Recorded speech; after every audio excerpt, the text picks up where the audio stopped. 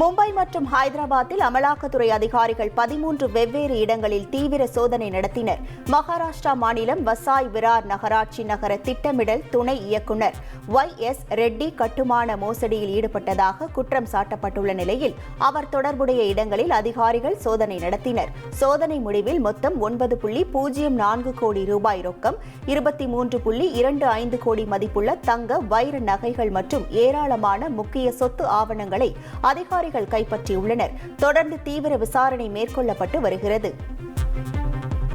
சென்னையை அடுத்த மணப்பாக்கத்தில் டாஸ்மாக் நிர்வாக இயக்குநர் விசாகன் வீட்டில் அமலாக்கத்துறை அதிகாரிகள் சோதனையில் ஈடுபட்டுள்ளனர்.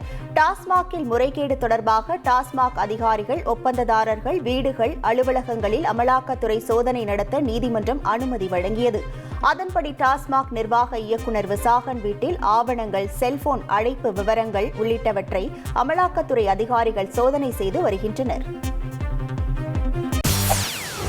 செய்திகளை உடனுக்குடன் தெரிந்து கொள்ள உடனே சப்ஸ்கிரைப் பண்ணுங்க.